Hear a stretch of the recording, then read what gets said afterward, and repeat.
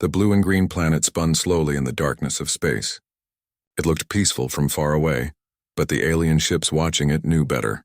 This world was full of life and noise and movement. Radio waves shot out from its surface like invisible lightning. Metal objects moved around the planet in perfect circles, clearly made by smart beings. Cities glowed bright on the dark side of the world, showing millions of creatures living together. The Galactic Council had found many worlds like this before.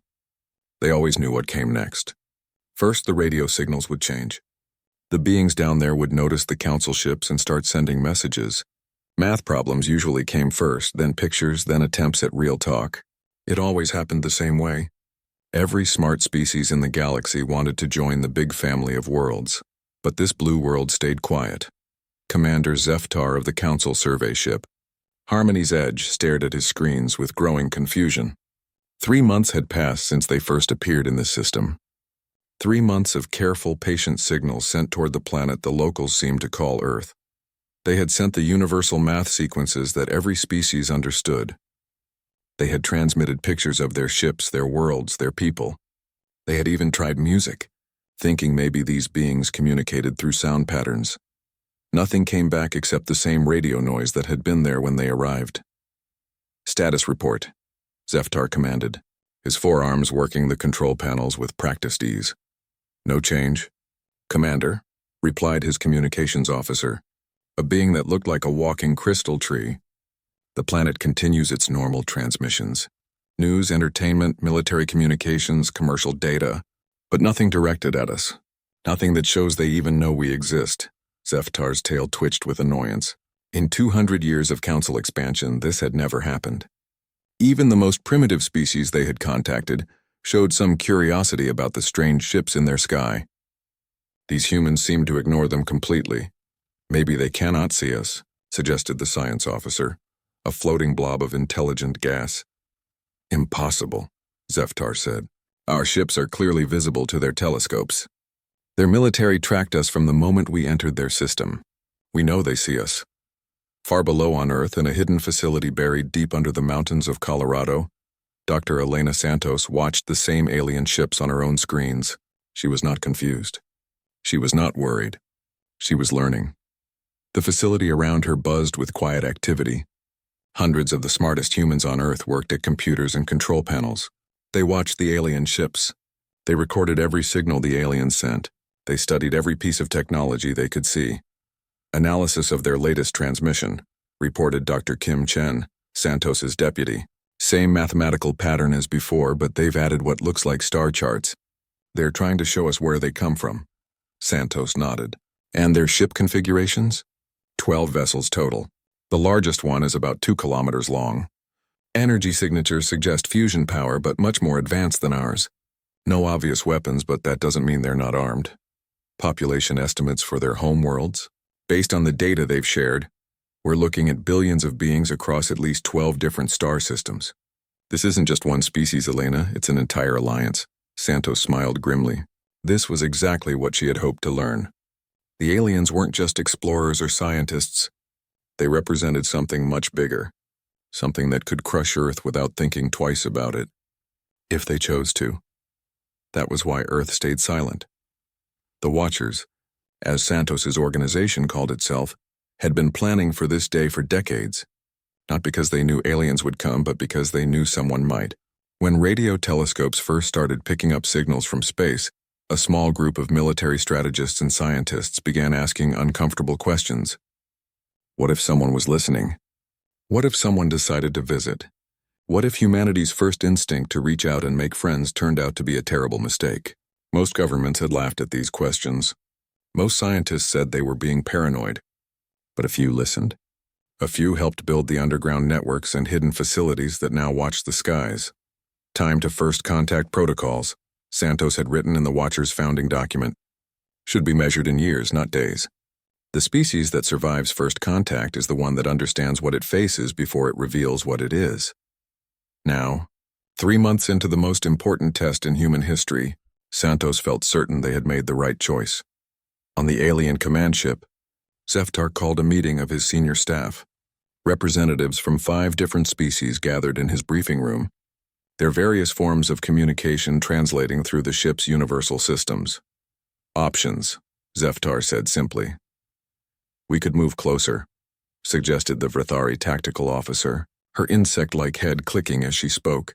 Make our presence impossible to ignore. We could try different communication methods, added the hegemony liaison, his scaled hide shifting colors with his thoughts. Perhaps they use quantum entanglement or psionic frequencies. The floating gas being that served as science officer pulsed with dim light. Or perhaps they are not advanced enough to understand our signals. Their technology appears to be several centuries behind standard council levels. Zeftar considered this. It was possible. Maybe these humans were like the Kentari had been when first contacted. Smart enough to build cities and radios, but not smart enough to recognize superior technology when they saw it. There is another possibility, said the Crystal Tree communication officer quietly, one that has never occurred before in council history. Speak, Zeftar commanded. What if they are choosing not to respond? What if their silence is intentional? The room fell quiet. The idea seemed impossible. Every species wanted to join the galactic community. Every species recognized the benefits of council membership.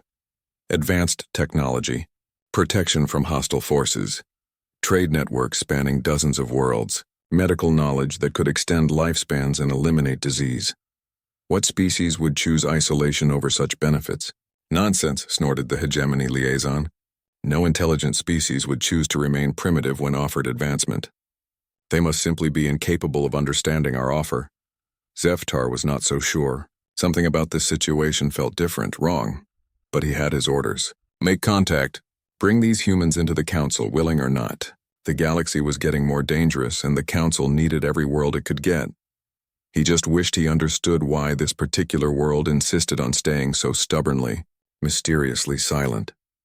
Below on Earth, Dr. Santos smiled as she read the latest intelligence reports. The aliens were getting frustrated. That was good. Frustrated people made mistakes, and when they made mistakes, they revealed things they had not meant to reveal. The real test was just beginning. 6 months had passed since the council ships first arrived at Earth. 6 months of silence. Commander Zeftar no longer looked at his communication screens with confusion. Now he looked at them with anger. The daily briefings had become exercises in frustration. Every day the same report. Earth continued its normal radio chatter but sent nothing to the council ships. The humans below went about their lives as if 12 advanced starships were not hanging in their sky like patient teachers waiting for slow students to answer a simple question. They're mocking us, declared Captain Vormesh of the Stellar Pride. His reptilian features showed deep irritation as he addressed the council fleet commanders through the quantum communication link. No species ignores the Galactic Council. It's impossible. Perhaps impossible for species with proper social development, agreed Commander Lixara from the Wisdom's Dawn, but we may be dealing with a fundamentally broken civilization. The theory had gained support among the fleet crews. Broken civilizations were rare but not unknown. Sometimes a species developed technology faster than wisdom. Sometimes they hurt themselves so badly that their minds never recovered properly. The Council had found the ruins of such species before. Worlds full of empty cities and silent machines, their builders destroyed by their own fear and stupidity. But Earth was not empty. The humans were clearly alive and active. Their cities grew larger every month. Their technology advanced steadily. They just refused to talk to anyone from outside their world. The monthly council session took place in the Grand Chamber aboard Zeftar's flagship. Representatives from all 12 member species gathered, their forms creating a strange mixture of shapes and colors under the soft lights. The topic, as always lately, was the silent world below. We have tried every standard contact protocol, reported senior diplomat Kethful, her blue skin rippling with patterns of frustration. Mathematical sequences, artistic expressions, technological demonstrations, even basic pictographs. Nothing produces a response. High Counselor Vexithera of the Zenthari Empire rose from her floating platform. At nearly 3 meters tall, with 4 arms and skin that shifted color with her emotions, she commanded attention whenever she spoke. Today her skin showed the deep purple of barely controlled anger. Fellow counselors, she began, her voice carrying the authority of one of the galaxy's oldest civilizations. We face something unprecedented in our expansion. A species that appears intelligent enough to develop spaceflight and global communications, but too primitive to understand the gift we offer. Murmurs of agreement rippled through the chamber. For 6 standard months, we have extended the hand of friendship to these humans. We have offered them membership in the greatest alliance in galactic history. We have shown them patience beyond measure. Vexithara's skin deepened to an angry red, and they respond with silence. Not just silence, but the kind of stubborn, willful ignorance we might expect from frightened animals hiding in caves. On Earth, Dr. Santos listened to the alien transmission through the secret listening posts the Watchers had established around the globe. The universal translator systems the aliens used were powerful, but not perfect. It took her teams weeks to understand each message fully. This one was different. For the first time, she heard real anger in the alien voices. "They're getting impatient," observed Dr. Chen, reviewing the translation data. "And they're starting to develop theories about why we won't talk." "What kind of theories?" Santos asked. "They think we might be mentally damaged or socially broken. Some of them think we're just too stupid to understand their messages." Santos nodded grimly. This was exactly what the Watchers had predicted would happen. The longer Earth stayed silent, the more the aliens would assume Earth was weak or broken. It was a dangerous game, but necessary. Every day of silence gave the Watchers more information. They had mapped the aliens' ship designs, analyzed their energy systems, studied their communication protocols. More importantly, they had learned about alien politics and psychology. The Galactic Council was not just a peaceful alliance of friendly species. It was a hierarchy. Some species clearly had more power than others. The Xanthari and the hegemony dominated discussions. Smaller species rarely spoke unless asked, and all of them seemed to believe that joining their council was the only possible path for any intelligent species. That belief would be their weakness. Back in the council chamber, High Counselor Vexthera continued her speech. Her words were being broadcast live to all council worlds, reaching billions of alien citizens across dozens of star systems. "I propose that we face a hard truth, fellow counselors. These humans may represent the first species we have encountered that is simply incapable of mature galactic citizenship. Their technology suggests intelligence, but their behavior suggests something else entirely." Supreme Admiral Korath of the Hegemony stood to respond. His massive form, covered in scales that shifted from green to black with his mood, represented the military might of 3-star systems. "High Counselor Vexthara speaks truth," Korath rumbled, his voice like distant thunder. "In my centuries of service, I have never seen behavior like this. Even the most primitive species show curiosity about superior civilizations. These humans show only the kind of stubborn silence we associate with defective minds." The chamber erupted in clicking, humming and whistling sounds as different species expressed agreement in their various ways. "What do you propose, Admiral?" asked Counselor Hivemind Delta 7, speaking through its robotic representative. "Patience has its limits," Korath replied. "Perhaps it is time to consider that these humans are not capable of making informed decisions about their own future. Perhaps they need guidance, whether they want it or not." On Earth, emergency meetings were called in every major capital. The aliens' broadcasts were no longer patient offers of friendship. They were discussions about forcing humanity into their alliance. "They're talking about us like we're children," reported the Secretary of Defense during a secure video conference with world leaders. "Or worse, like we're mentally ill patients who need to be committed for our own good." The President of the United States looked tired. "Dr. Santos, your people have been handling this from the beginning. What's your assessment?" Santos appeared on screen from her underground facility. "The situation is developing as we predicted, but faster than we hoped. The aliens are moving from confusion to condescension to active contempt. They're starting to discuss intervention." "Intervention?" asked the Prime Minister of the United Kingdom. "Forced contact. They think we're too broken or stupid to make our own choices, so they're considering making those choices for us." "Can we fight them?" asked the Chinese Premier. "Not in any conventional sense. Their technology is centuries ahead of ours, but we have advantages they don't know about yet." "Such as?" Santos smiled coldly. "They think we're primitives who can't understand their signals. They have no idea we've been inside their computer system since day 3. The room fell silent as the implications sank in. "How deep?" asked the President. "Deep enough. We know their ship layouts, their security protocols, their communication networks. We've been learning their languages, studying their cultures, mapping their weaknesses. They think they're dealing with cave-dwelling animals. They have no idea they're being hunted by the most dangerous predators Earth has ever produced. And if they try to force contact, then it will be time to teach the Galactic Council that silence is not weakness, Santos replied. It's preparation. Above Earth, the alien fleet continued its patient watch, unaware that every signal they sent was being analyzed, every system they used was being mapped, and every word they spoke was being recorded by the primitives they had begun to despise. The hunters had learned enough about their prey. Soon it would be time to show the galaxy what humans could do when they stopped being silent. The Galactic Council's patience finally ran out on a Tuesday. Dr. Elena Santos was reviewing intelligence reports in her underground facility when the alert came through. Every monitoring station on Earth detected the same thing at once. The alien fleet was moving into a different formation. Not an attack pattern, but something that looked uncomfortably like a blockade. Turn on the main screen, Santos ordered. Let's see what our friends upstairs are planning now. The holographic display showed Supreme Admiral Korath standing before the full Galactic Council. His massive frame dominated the chamber as he prepared to address not just the council members, but the entire galaxy. This speech was being broadcast to every council world, reaching billions of alien citizens. Citizens of the Galactic Council, Korath began, his voice carrying the weight of absolute authority. Today we address a problem that has tested our patience and challenged our fundamental beliefs about intelligent life. Santos felt a chill run down her spine. This was it, the moment the Watchers had been preparing for. For 8 standard months, Korath continued, we have extended every courtesy to the primitive inhabitants of the 3rd planet in the Sol system.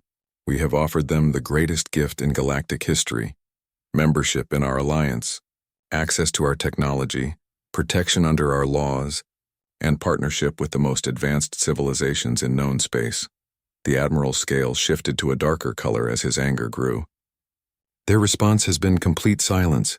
Not confusion, not fear, not even curiosity. Simply the stubborn, willful ignorance of a species that appears incapable of recognizing its own best interests.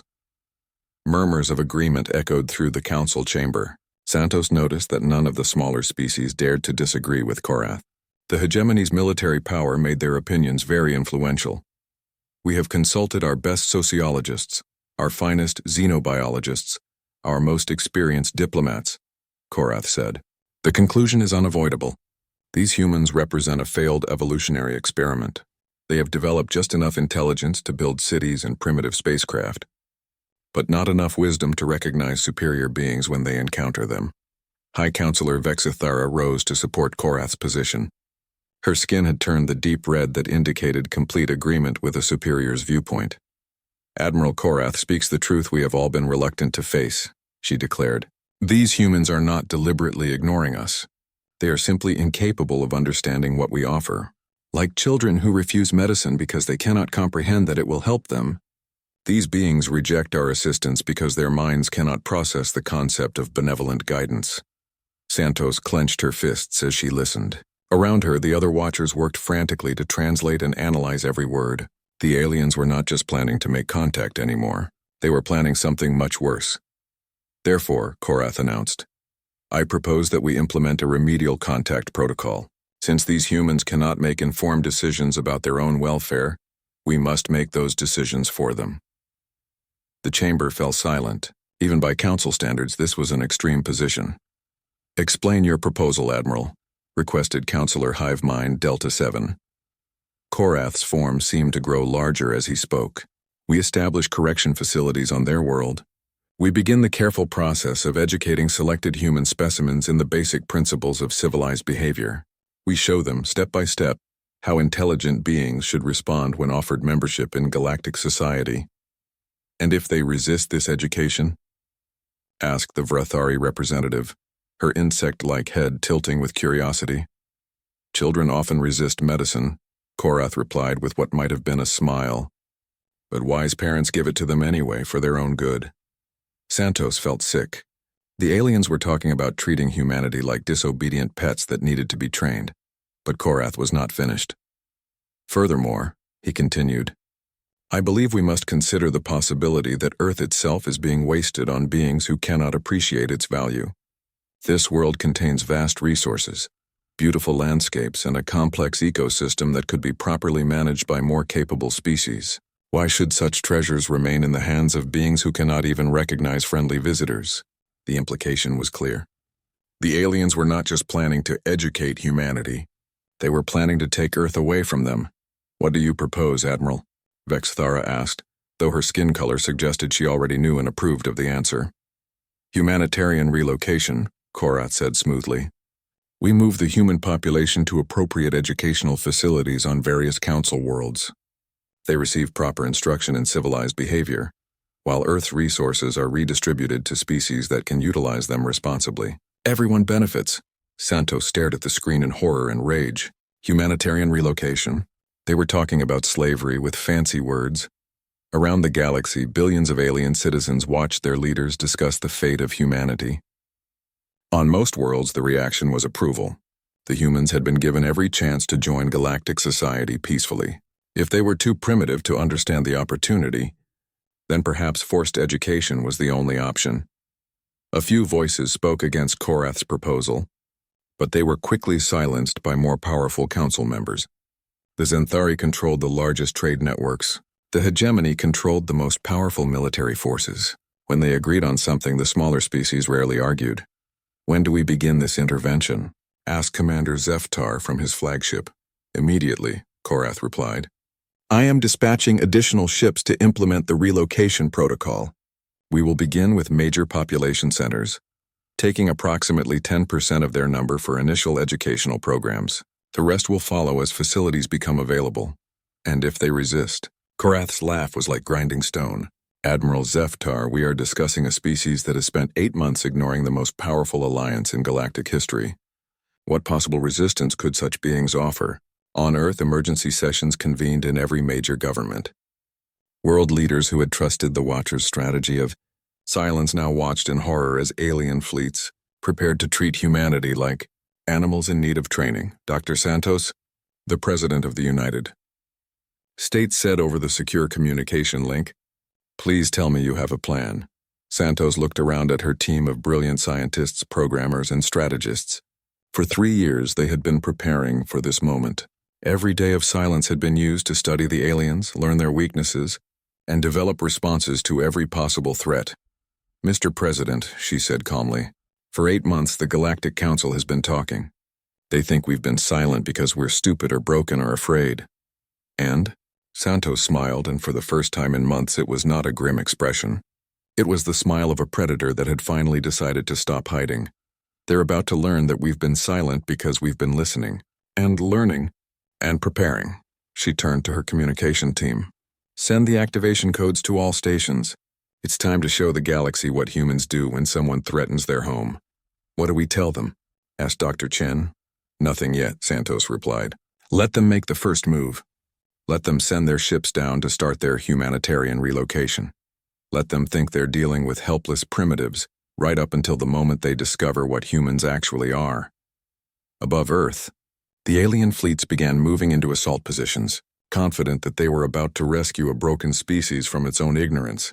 They had no idea that every move they made was being tracked, analyzed, and countered by the most dangerous species they had ever encountered.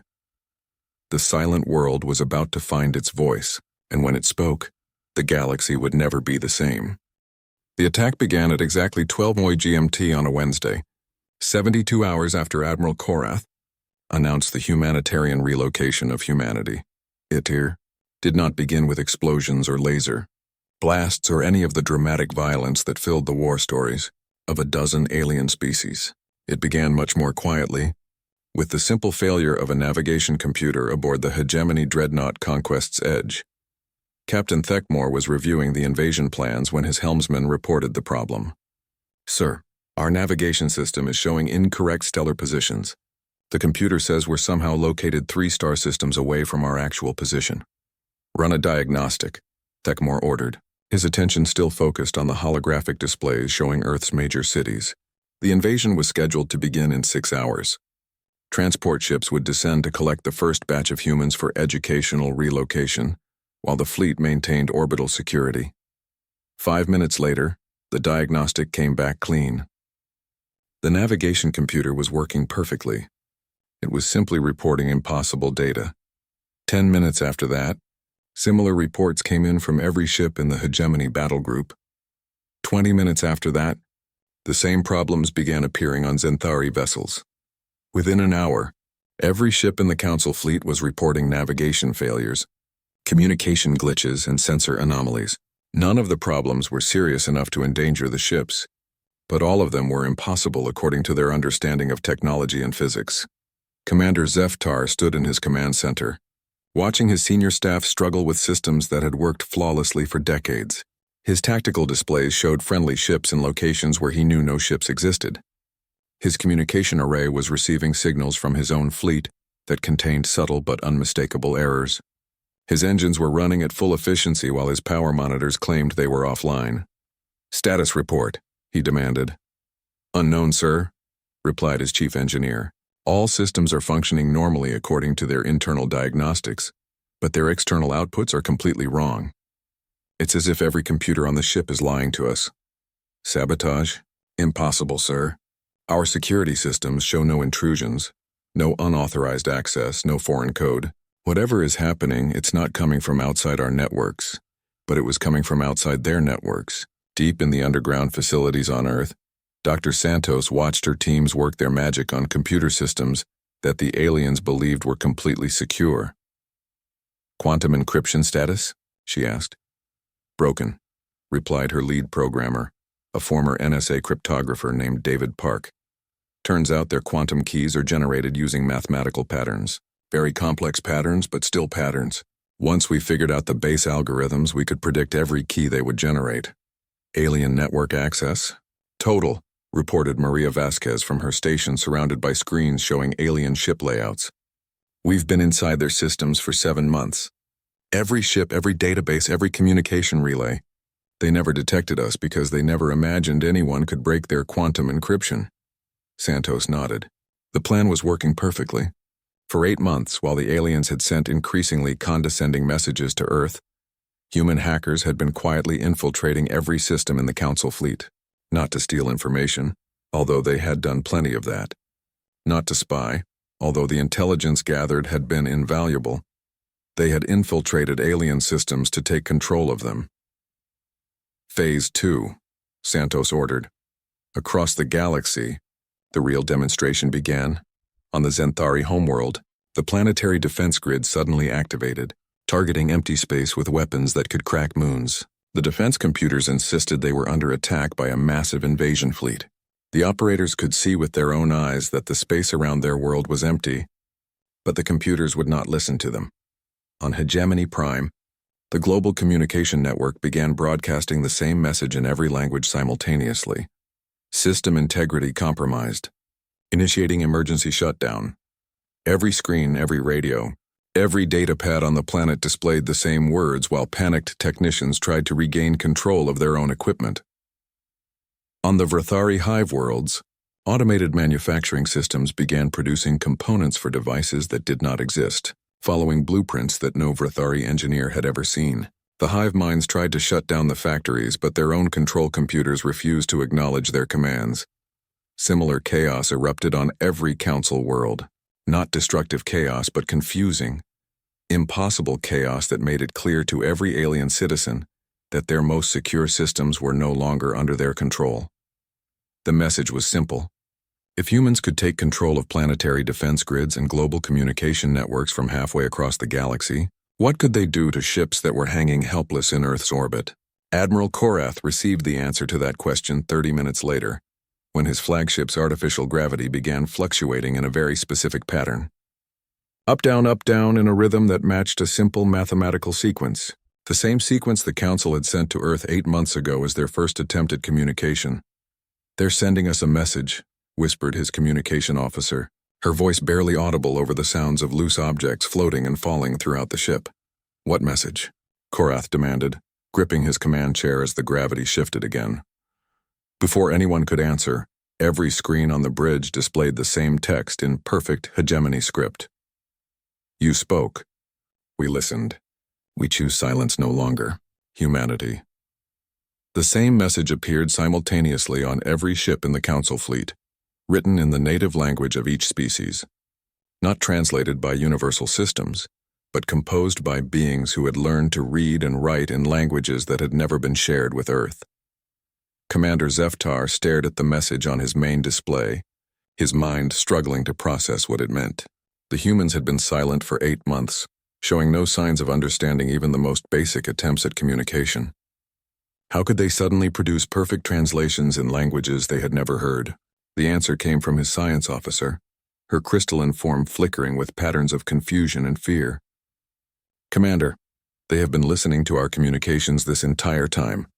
Not just the messages we sent to them, but everything. Our private conversations, our tactical discussions, our cultural databases. They know our languages because they have been studying us. For how long?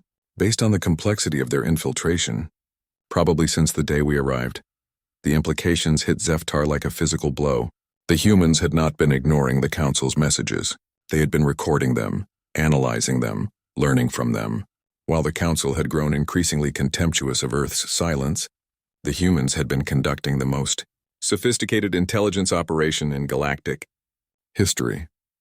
The primitive species had been studying their would-be conquerors like insects under a microscope. Across the fleet, similar realizations were dawning on other commanders. The beings they had planned to relocate for their own good were the same beings who had just demonstrated the ability to take control of any system in Council space. But the demonstration was not over. On Korath's flagship, a new message appeared on the main screen. This one was different. This one was an invitation. Admiral Korath of the Hegemony, your presence is requested in Conference Room 7. Please come alone. Dr. Elena Santos, Earth Diplomatic Corps. Korath stared at the message in disbelief. Conference Room 7 was located in the most secure section of his ship, behind multiple layers of protection and security systems. No unauthorized person had ever set foot in that room, but when he arrived, flanked by his personal guards, he found a human woman sitting calmly at the conference table. She was small by hegemony standards, barely half his height, with dark hair and intelligent eyes that showed no fear despite being surrounded by alien soldiers on an enemy warship. Good afternoon, Admiral, Dr. Santos said in perfect hegemony language. I apologize for the dramatic arrival, but your people seem determined to begin an invasion. I thought it would be better if we talked first. Korath's guards aimed their weapons at the intruder, but he raised a hand to stop them. How did you get aboard my ship? The same way we got into all your ships, Admiral. We've been here for months. Your security systems think we belong here because we taught them to think that. Santos gestured to an empty chair. Please sit. We have much to discuss. You are in no position to make demands, human. Santos smiled sadly. Admiral, 3 minutes ago your fleets lost control of every critical system they possess. Your navigation computers think you're in different star systems. Your weapons can't tell the difference between targets and empty space. Your communication networks are broadcasting messages you didn't authorize. If I wanted to make demands, you would not be in a position to refuse them.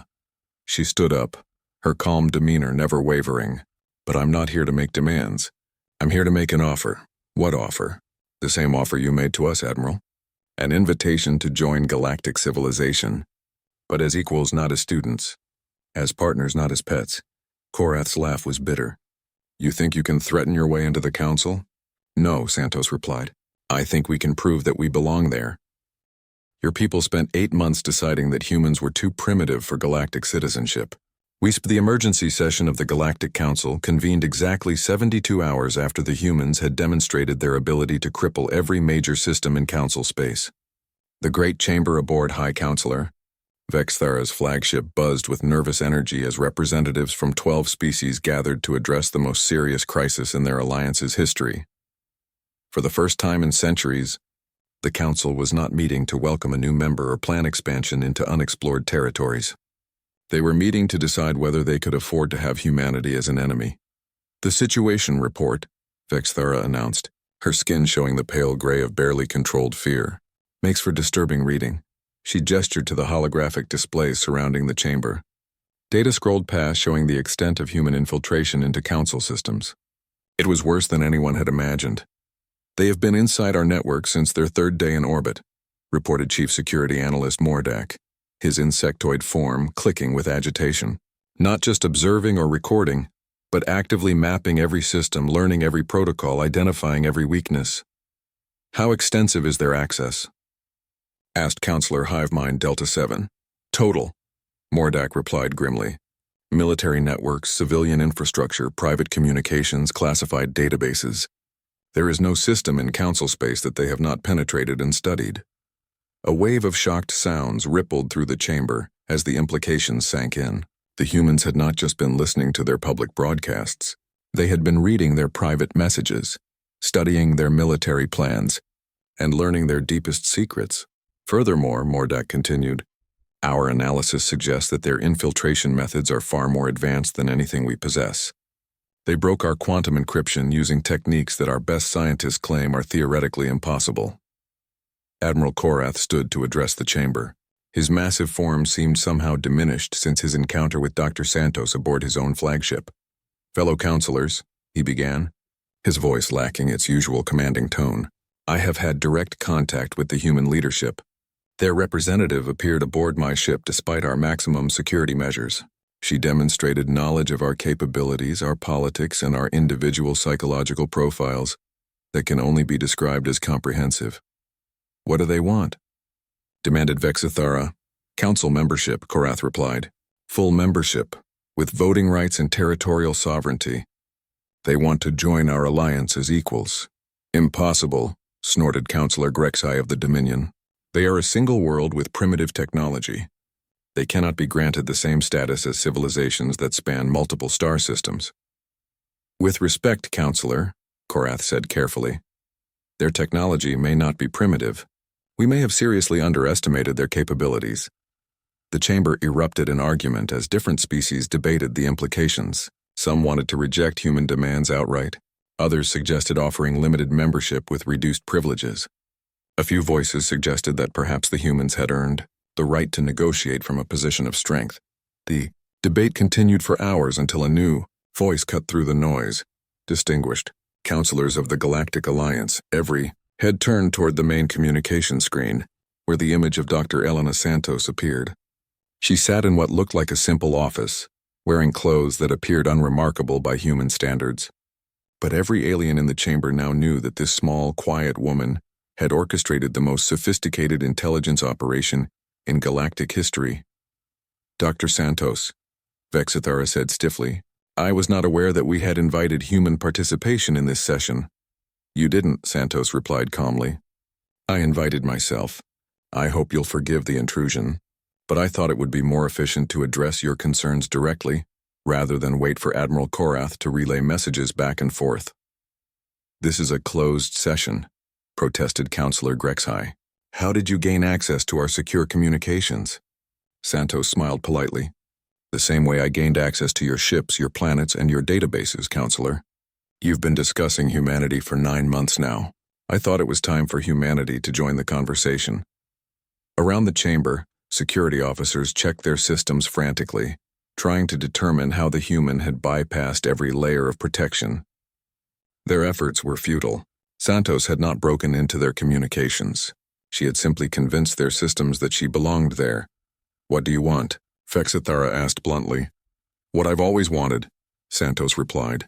A seat at this table. A voice in the decisions that affect galactic civilization.